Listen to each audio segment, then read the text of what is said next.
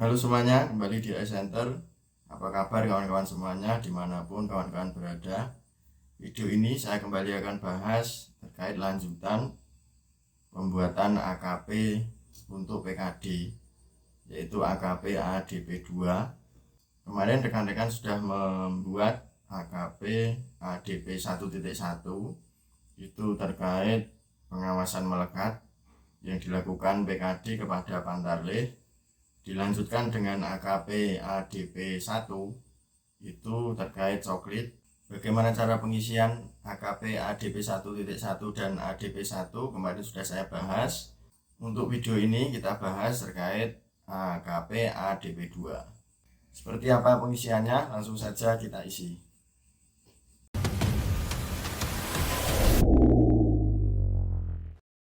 Sebelum rekan-rekan isi formulir ADP 2-nya, perlu rekan-rekan tahu bahwa form ADP 2 ini adalah fokusnya adalah penyusunan daftar pemilih hasil pemutakhiran ya.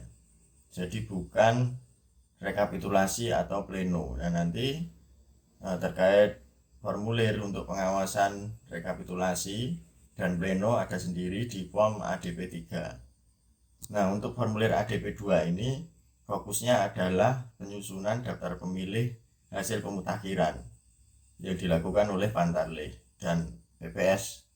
Nah, ini isinya adalah seharusnya merupakan data pemilih yang telah dimutakhirkan oleh Pantarlih ya, yaitu pencermatan pada formulir model A laporan hasil coklit, formulir model A daftar perubahan pemilih, dan formulir model A daftar potensial pemilih tidak memiliki KTP elektronik.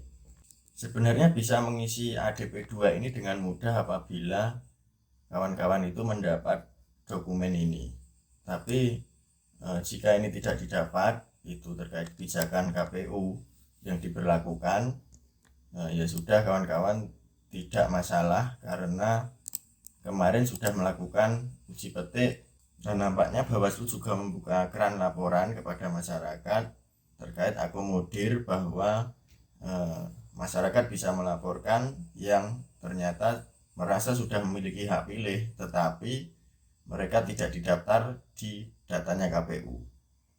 Nah, ini sebenarnya laporan di Bawaslu melalui pengawas kelurahan atau desa misalnya yang rekan-rekan peroleh bisa diisikan di formulir ini. Nah, tetapi jika mendapat ketiga jenis dokumen ini dari Pantarlih ataupun PPS, maka itu pengisiannya akan jauh lebih mudah. Seperti biasa, langsung saja kita isi. Di sini ada nama petugas pengawas.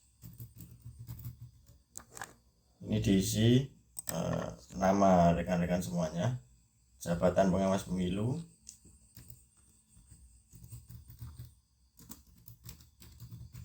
pengawas kelurahan,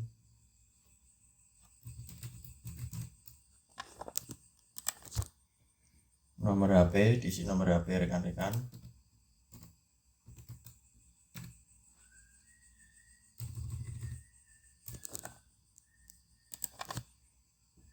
kelurahan,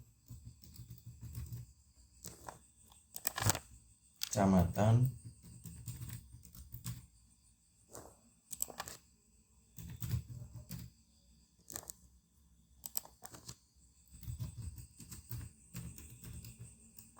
nah, identitas pengawas jika sudah terisi seperti ini, turun ke bawah.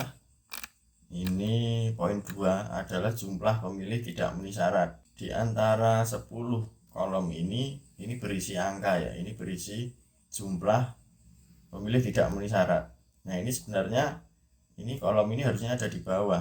Tidak usah kita isi dulu yang nomor 2 ini, langsung kita turun dulu ke nomor 3, daftar data pemilih tidak memenuhi syarat. Nah, bedanya dengan kolom poin 2 dan poin 3 ini, yang ketiga ini adalah berisi data by name ya, by name data pemilih yang tidak memenuhi syarat. Nah, kalau untuk nomor 2 ini berisi jumlah saja. Nah, maka kita isi dulu yang by name dulu. Nah, perlu rekan-rekan perhatikan bahwa yang masuk dalam AKP ini adalah yang klasifikasinya adalah data pemilih tidak memenuhi syarat ya. Jadi kalau yang memenuhi syarat tidak perlu dimasukkan di sini. Nah, yang di kolom nomor 16 ini diisi keterangan TMS. Keterangan TMS itu apa saja, tidak memenuhi syaratnya. Ini ada 8 kategori ya pemilih yang tidak memenuhi syarat itu. Yang pertama adalah pemilih tidak dikenali. Pemilih tidak dikenali itu adalah pemilih yang ketika dilakukan coklit ternyata tidak ada di dalam alamat yang dituju itu.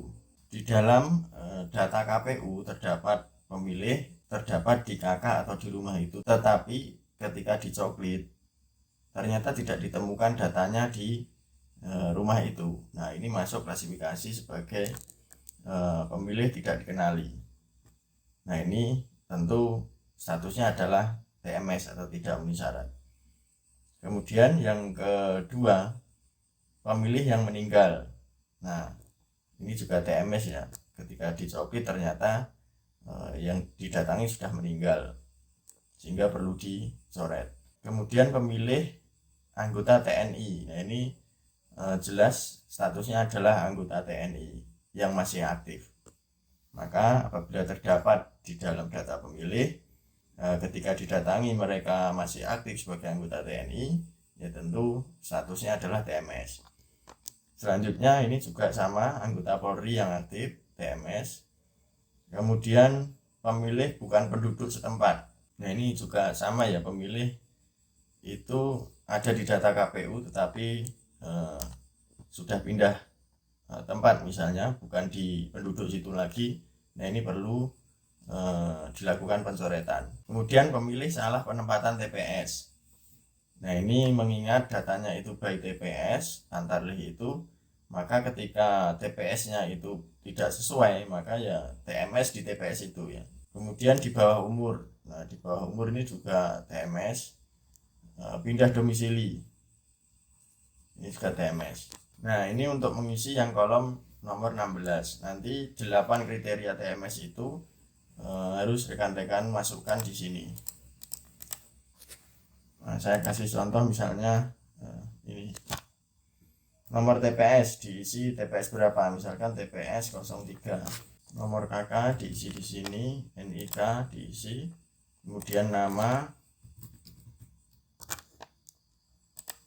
tempat lahir, tanggal lahir, usia, laki-laki perempuan, pekerjaan. Nah, ini tentu diisi sesuai identitasnya ya. Status perkawinan, sudah kawin atau belum, alamat, kemudian kelurahan, desa, kecamatan, kabupaten, kota, jenis disabilitas. Nah, jenis disabilitas ini rekan-rekan lihat di sini ya, ada keterangannya. Disabilitas fisik, disabilitas intelektual, dan lain sebagainya. Ini bisa rekan-rekan kasih kodenya saja. Misalkan disabilitas fisik, ini ditulis F di sini. Nah, lalu terakhir ini keterangan TMS yang tadi saya sebutkan, ada 8 keterangan TMS. Nah, misalnya ini masuk klasifikasi pemilih sudah meninggal, maka ditulis di sini keterangan TMS-nya adalah pemilih meninggal.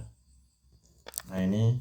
Nah, kemudian jika ada data yang TMS lain, maka diuraikan lagi kembali di sini TPS berapa, misalkan TPS 04. Nah, ini untuk pengisian kolom yang ini tidak ada masalah ya, saya kira. Ini langsung coba saya copy paste di sini. Nah, ini untuk keterangan TMS misalnya, ini namanya Anas misalkan. Nah, yang Anas ini misalkan dia aktif sebagai TNI, maka di sini keterangan TMS ini ditulis anggota TNI. Nah, begitu terus seterusnya, by name-nya ini rekan-rekan harus isi semuanya. Nah, setelah mengisi poin 3 ini, maka rekan-rekan perlu perhatikan klasifikasi TMS-nya. Dihitung pemilih yang meninggal ada berapa, kemudian TNI ada berapa, dan seterusnya. Nanti bisa setelah itu lanjut pengisian yang nomor 2 ini, pemilih tidak memenuhi syarat, yang isinya adalah jumlah. Nah, di sini tadi sudah diisi TPS 3 dan 4. TPS 3 tadi ada pemilih meninggal misalkan 1 orang ya. Jumlah pemilih di TPS ini datanya bisa ditanyakan kepada Pantarlih atau PPL. Misalkan jumlah pemilih di TPS ada 180. Nah ini TMS-nya tadi yang TPS 3 ini ada berapa? Jadi pemilih meninggal ada 1 ya, TPS 3, maka di sini pemilih meninggal ditulis 1. TPS 3 ini kalau ada yang TMS selain meninggal maka ya diisi di kolom ini. Nah kemudian TPS 4 ini ada TMS sebagai anggota TNI ada 1. Nah ini sama seperti di atasnya, ini TPS 4, jumlah pemilihnya berapa, misalkan 179, sebagai TNI ada 1, begitu terus seterusnya. Nah seharusnya kolom ini dengan kolom ini jumlahnya sama ya, hanya saja yang poin 2 ini adalah jumlah secara keseluruhan, dan yang ketiga ini by name dari kolom 2 nya. Lanjut untuk poin nomor 4, ini rekapitulasi data pemilih disabilitas laporan Pantarlih. Nah untuk kolom nomor 4 ini harusnya jika rekan-rekan mendapat ketiga dokumen itu mengisi ini sangat mudah ya. Nah tapi jika tidak mendapat data dari PPS atau Pantarlih, maka ya rekan-rekan isi semampu rekan-rekan saja, karena mengingat keterbatasan jumlah personil dan juga kemampuan pengawas kelurahan itu membawai 1 kelurahan yang mana jajaran KPU itu 1 TPS, ada 1 Pantarlih. Ya kalau ada data maka rekan-rekan bisa masukkan di sini. Saya rasa ini kolom-kolomnya tidak masalah, cara pengisiannya nanti diisi sesuai kolomnya yang di atas ini. Kemudian nomor 5, jumlah pemilih belum memiliki KTP elektronik. Nah ini juga sama ya, nomor 5 ini adalah isiannya adalah angka. Ini diisi TPS, nomor TPS-nya TPS berapa, kemudian jumlah pemilih di TPS ada berapa, jumlah keseluruhan pemilih ya di TPS ada berapa, kemudian jumlah pemilih telah memiliki KTP elektronik. Nah ini ada berapa. Kemudian jumlah pemilih yang belum memiliki KTP elektronik tapi memiliki kartu keluarga. Nah ini datanya ini juga didapat dari koordinasi Pantarlih dengan PPS. Nah jika kemarin rekan-rekan melakukan uji petik itu mendapat temuan-temuan di lapangan, maka bisa dimasukkan di beberapa kolom di sini ya, termasuk laporan-laporan masyarakat yang melakukan laporan kepada Panwas Kelurahan Desa, itu bisa dimasukkan datanya di sini. Nah kira-kira itu cara pengisian form ADP2 ya. Fokusnya adalah pengawasan terkait penyusunan daftar pemilih oleh PPS dibantu oleh Pantarlih tentunya, dan nanti setelah ini adalah rekapitulasi dilanjutkan dengan pleno, dan AKP-nya ada di AKP ADP3. Untuk pengisian ADP3 nanti akan saya bahas di video selanjutnya. Terima kasih sudah menonton, semoga bermanfaat. Assalamualaikum warahmatullahi wabarakatuh.